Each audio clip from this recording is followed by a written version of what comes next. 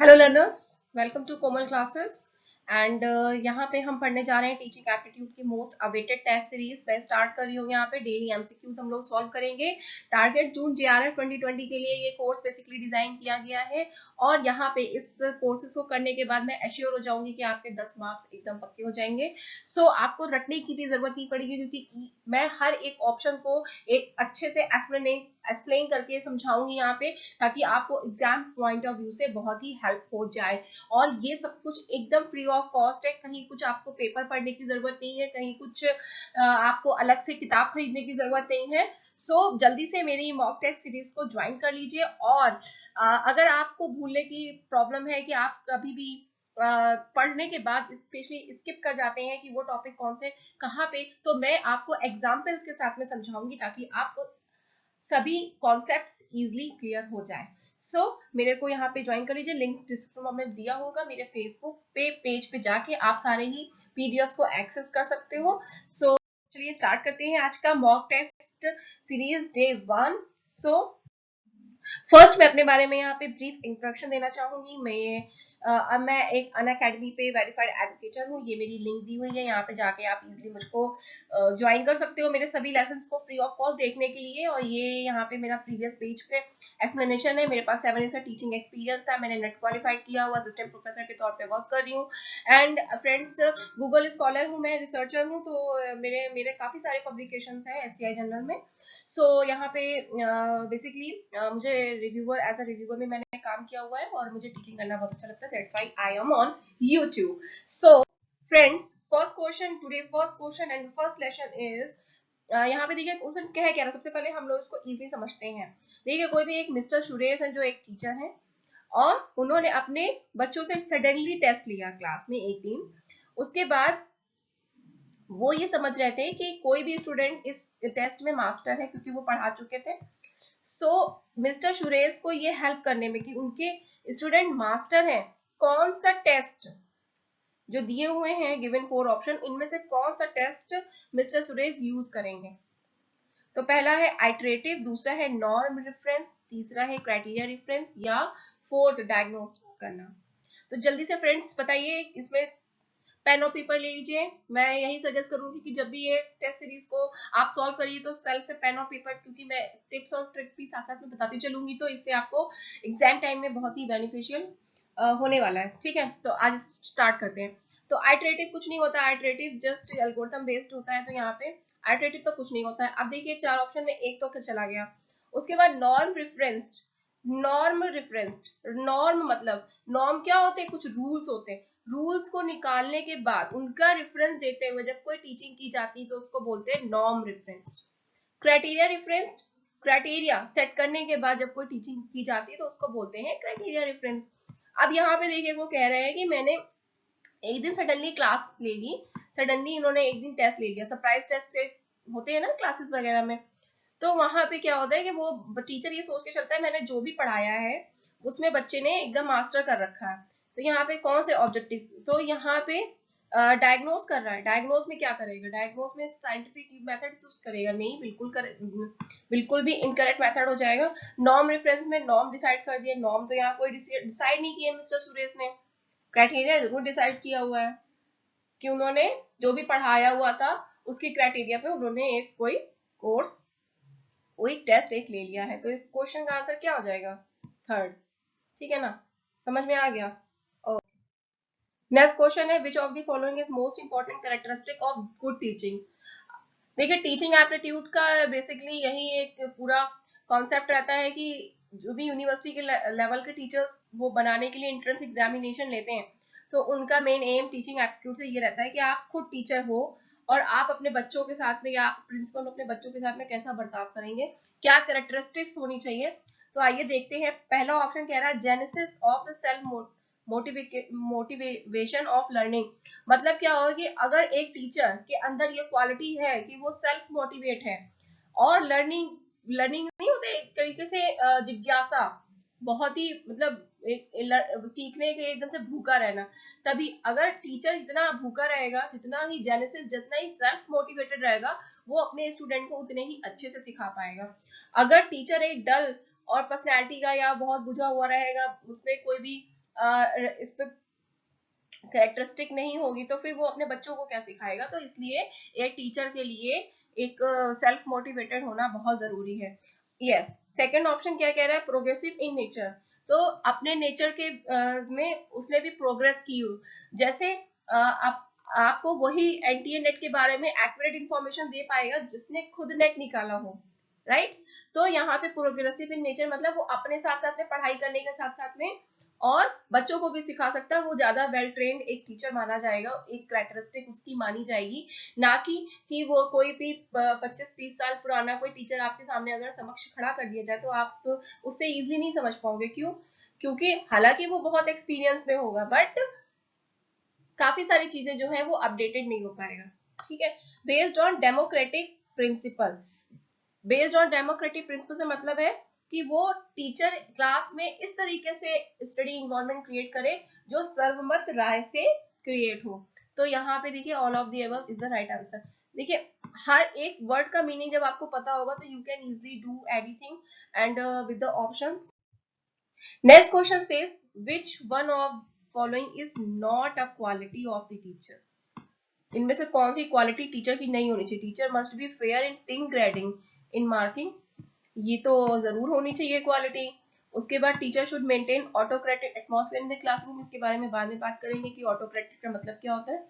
अभी देखते हैं next option, he and she should have interest in her profession and knowledge must be updated. Yes, ये तो बहुत ही इंपॉर्टेंट पॉइंट है कि नॉलेज अपडेट रहना चाहिए अपने प्रोफेशन में भी और इंटरेस्ट भी होना चाहिए। अगर टीचिंग में इंटरेस्ट नहीं होगा तो फिर आप कैसे बच्चों को टीच करोगे, right. And next one is your teacher should modern techniques, teacher should use modern techniques method and gadgets are teaching for better understanding of subject matter, ये भी बहुत इंपॉर्टेंट है। तो अब हम बात करते हैं कि सारे ही तो इंपॉर्टेंट है। अब इस बी वाले ऑप्शन को, बी वाले ऑप्शन पे हम बात करते हैं कि teacher should maintain an autocratic atmosphere in the classroom. मतलब क्या हुआ, ऑटोक्रेटिक का मतलब होता है कि अगर कोई भी आप एंगर में या भी कोई भी काम कर रहे हो does not tend to be popular and जैसे ऑटोक्रेटिक मैनर में आप उसको काम कर रहे हो। ऑटोक्रेटिक का मतलब यहाँ पे हो जाएगा कि एक जैसे हिटलर का था ना, वो नहीं चलाता था, तो ऐसा नहीं होना चाहिए किसी भी टीचर को कि सिर्फ अपनी ही चलाए क्लास में। ठीक है, तो ये एक निगेटिव फैक्टर जा रहा है। तो डेमोक्रेटिक होना चाहिए ना कि ऑटोक्रेटिक होना चाहिए। तो ये ऑप्शन आपका गलत हो जाएगा। तो इस तरीके से यहाँ नॉट पूछा है तो यहाँ नॉट पे आपका B option is your right for. Then हम क्वेश्चन नंबर 4 पे आते हैं। देखिए बहुत क्लोजली पॉइंट्स है इसके और कई सारे बच्चे काफी बार कंफ्यूज हो जाएंगे। तो Navodaya schools have been established to, जल्दी से बताइए इसका आंसर क्या होगा। Provide good education in rural areas, check wastage of education in rural areas, yes C option complete Sarva Shiksha Abhiyan, या फोर्थ ऑप्शन होगा increase number of school in rural areas. जल्दी बताइए, Navodaya schools have been established to. देखिए आपको near by explain, आपको most accurate word यहाँ बताना है। नवोदय स्कूल्स डिजाइन करे रूरल एरियाज में प्रोवाइड करने के लिए, गुड एजुकेशन को प्रोवाइड करने के लिए। बी और सी तो बिल्कुल ही गलत हो जाएगा, बी एंड डी। अब हमको फाइंड आउट करना है ए और सी में, क्या करेक्ट ऑप्शन बताइए। तो नवोदय स्कूल जो भी थे वो सर्व शिक्षा अभियान के अंतर्गत खोले गए थे, providing a good education in rural areas. तो सबसे पहले यहाँ पे हम फर्स्ट जो टर्म आएगा सर्व शिक्षा अभियान में तो कंप्लीट करने के लिए खोले गए थे। तो C is your right option. बहुत सारे बच्चे कह रहे होंगे फर्स्ट वाला क्यों नहीं, तो इसका जो एम था, नवोदय स्कूल का जो एम था वो था गुड एजुकेशन को प्रोवाइड करना इन रूरल एरियाज। बट वो किस रीजन की वजह से खोले गए थे, तो वो सर्व शिक्षा अभियान की वजह से खोले गए थे। तो इसलिए C is your correct option. Okay, now ये टर्म्स आपको याद करने पड़ेंगे और इतना टीचिंग एप्टीट्यूड में एक क्वेश्चन पर्टिकुलर आ जाता है कभी भी इस पे। सो यहाँ पे पूछा है education is the most powerful factor in making man modern, this was said bye, ये किसने कहा था। रॉबर्ट सी विलियमसन, एलेक्स इंक्लेक्स, एम एस गौरे या मार्गरेट एन कॉर्मेक, किसने बोला था ये। तो मैं यहाँ बताना चाहूंगी कि मोस्ट पावरफुल, जब भी मोस्ट पावरफुल इस तरीके की पावरफुल फैक्टर निकल के आएंगे तो ये एलेक्स एंकलेक्स ने बोला था, इन्होंने थ्योरी दी थी कि मोस्ट पावरफुल फैक्टर्स क्या क्या होने चाहिए एजुकेशन में, और ये इन्होंने धाराएं बताई थी। तो मोस्ट एलेक्स एंकलेक्स is the right option here. Now the question number 6 says the theory of Naya is based on Naya, the theory of Naya, Ekantavada, Anekantavada, both A and B, या नन ऑफ दीज। जल्दी से बताइए क्या होगा इसका answer. The theory of Naya is based upon, Naya से एकांतवाद, no, तो अनेकांतवाद इन्होंने थ्योरी दी थी। तो ऐसा स्पेसिफिकेशन में आपको अलग से क्लास में अगर आप कमेंट करेंगे तो मैं बताऊंगी अनेकांतवाद की पूरी थ्योरी है इसके पीछे। तो यहाँ पे अभी बी इज ऑप्शन। देखिए यहाँ पे मैंने इसका वो भी प्रोवाइड भी कर दिया है थोड़ा सा ब्रीफ पार्ट, कि जो नया वेद थ्योरी थी वो बेसिकली अनेकांतवाद से ली गई थी, और इसका पार्शियल ट्रुथ जो मतलब एक नेचर ऑफ रियलिटी से निकालना था कि नेचर से क्या क्या निकल के आता है, वो सारी चीजें इसमें डिस्कस की गई थी। एंड ये क्या क्या प्रोवाइड कराता है, ये डिफरेंट व्यू पॉइंट्स प्रोवाइड कराता है on the basis of each reveals a partial truth about an object. ठीक है, तो ये सारी चीजें इसमें हुई थी। Naya investigates analytically a particular standpoint of the problem. ठीक है, तो यहाँ इट इज अ रिलेटिव स्याक is a example of Syadvada, तो मैंने इसको शॉर्ट में किया हुआ है। तो ये सारी चीजें इसमें है कि पार्शियल ट्रुथ निकालने के लिए हम मेथड ऑफ रियलिटी को यूज करते हैं। तो B is your right option. Next question पे चलते हैं। As a principle how would you behave with below average students. अगर आप एक स्कूल में आपको एक प्रिंसिपल बना दिया जाता है और आपसे बोला जाता है कि जो बिलो एवरेज स्टूडेंट्स हैं उनसे कैसा आप बिहेव करेंगे, same with the other student जैसा दूसरों से करते हैं, या फिर जेनरसली, या फिर उनपे कोई ध्यान नहीं देंगे, या won't allow them in the next class. तो लास्ट वाला तो बिल्कुल ही इनकरेक्ट हो गया, डी वाला हटा देंगे पहले। जेनरसली भी गलत हो गया, हम उसे कोई भी जिज्ञासु या जले वो नहीं करेंगे, डिफरेंशिएट नहीं करेंगे, दूसरे जैसे बर्ताव करते हो नहीं बच्चों के साथ में। तो कितने लोग इसमें बोल रहे हैं, जल्दी से कमेंट करिए कितने लोगों के नजर में फर्स्ट ऑप्शन जो है वो सही है, मेरे को कमेंट करके बताइएगा। एंड वॉन्ट पे एनी अटेंशन, कितने लोग बोल रहे हैं कि ये वाला सही है, कितने लोग बोल रहे हैं ये वाला सही है। वीडियो पॉज कर दीजिए, खुद से क्वेश्चन देने की कोशिश करिए। तो हम बात करते हैं कि जब भी कोई प्रिंसिपल है, तो प्रिंसिपल का बेसिकली गोल नहीं होता है कि किसी भी स्टूडेंट पे अटेंशन कर देना। बेसिकली ये काम किसका होता है, टीचर का होता है, राइट। टीचर अपनी क्लास में हर स्टूडेंट पे अटेंशन देता ही देता है, ये उसका काम है। प्रिंसिपल का काम क्या है, overall development in a school, in a institute, in a university, in a college. तो प्रिंसिपल का काम है ये कि सारे टीचर्स को मॉनिटर करना, सारे जो भी हायर एडमिनिस्ट्रेटिव ऑफिसर्स है उनको मॉनिटर करना, और उनके साथ में मीटिंग कंडक्ट करना कि ये ऐसा कुछ होना चाहिए, उनको डायरेक्ट करने का काम होता है।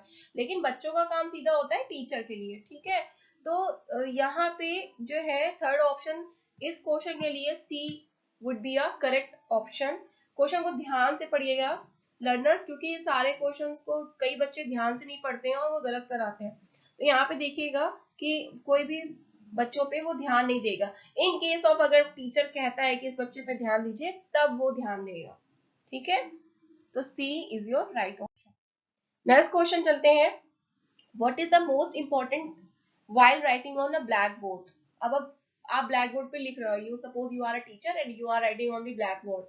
सो what criteria should you first do in a good writing, clarity in writing, writing in a big letters, या फिर writing in a small letters. तो writing in a big letters and small letter is not a option, but good writing is a clarity in writing. इनमें देखिए दोनों में एक चायोस हो सकता है आपके पास कि आप गुड राइटिंग कर रहे हो या क्लैरिटी इन राइटिंग।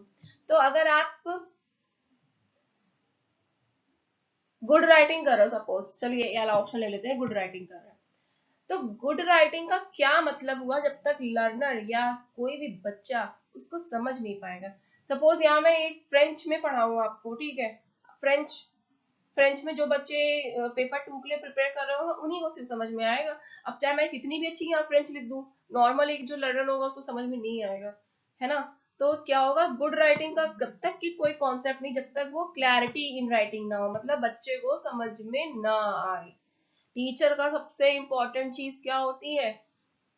हर एक लर्नर को समझाना। टीचिंग का सबसे बेस्ट आउटकम क्या निकल के आता है? लर्निंग। ओके, जब तक लर्निंग नहीं होगी तब तक उसकी चाहे जितना भी अच्छा सजा लीजिए, एनिमेशन यूज कर लीजिए, गुड राइटिंग यूज कर लीजिए, बिग लेटर्स लिख लीजिए, स्मॉल लेटर्स, कोई मतलब नहीं, सब वेस्टेज है। आपको राइटिंग में क्लैरिटी होनी चाहिए। ओके, 9 क्वेश्चन, थोड़ा वीडियो लंबा हो गया है। Which among of the following gives more freedom to the learner to interact? मतलब लर्नर के इंटरेक्शन पे है, देखिए क्वेश्चन फोकस करिएगा, लर्नर के इंटरेक्शन पे है। तो मतलब ये लर्नर को इंटरेक्ट होने के लिए सबसे ज्यादा फ्रीडम कौन देता है? फिल्म यूज करना। बताइए, स्मॉल ग्रुप डिस्कशन या lecture by expert, viewing country wide classroom programme और टीवी। तो देखिए, viewing country wide last option और ये फर्स्ट ऑप्शन, तो एक ही चीज हो गया। टीवी पे एक ब्रॉडकास्ट हो रहा है और लोग उसको देख रहे हैं व्यूअर की तरीके, उसमें इंटरेक्शन कहाँ हुआ? कहीं हुआ? उसमें हम अपने ओपिनियन कहाँ दे सकते हैं? लाइव चैट में ले रही हूँ, लाइव चैट में क्या हो रहा है? लाइव चैट अगर मैं लूंगी या मैं यहाँ पे अभी पढ़ा रही हूँ आपको, तो आप सिर्फ कमेंट कर सकते हो, ठीक है, इंटरेक्शन तो नहीं हो सकता। स्मॉल ग्रुप डिस्कशन में इंटरेक्शन, लेक्चर बाय एक्सपर्ट, ये भी एक ही चीज होगी, मैंने भी बता ही दिया। ग्रुप डिस्कशन में यस, जब भी मैं ग्रुप डिस्कशन करूंगी, ग्रुप डिस्कशन होगा, तभी हर एक लर्नर इंटरेक्ट होगा कि अब मेरा चांस आएगा मैं बोलूंगी, अब मेरा चांस आएगा मैं बोलूंगी। तो ये सारी चीजें हो जाएंगी, तो B is your right option. So thank you for being here friends, keep watching and keep learning. और अगर आप अभी तक आपने मेरे चैनल्स को सब्सक्राइब नहीं किया तो प्लीज प्लीज प्लीज सब्सक्राइब जरूर कर लेना और लाइक कर दो, मोटिवेशन मिलता है यार, लाइक करने में कोई पैसे नहीं लग रहे हैं, तो प्लीज लाइक कर दीजिए एंड शेयर कर दीजिए अपने फ्रेंड्स के साथ में। मुझको अनअकैडमी पे फॉलो कर लीजिएगा, ये मेरी लिंक है, यहाँ पे जाके आप कर सकते हो और फॉलो कर लीजिए मुझको फेसबुक पेज पे, ये मेरा फेसबुक पेज का लिंक है। सो कोई भी क्वेरी, कोई भी परेशानी हो, आप मुझको कमेंट बॉक्स में कमेंट करके कर दीजिए। So thank you for being here, have a nice day, bye bye friends.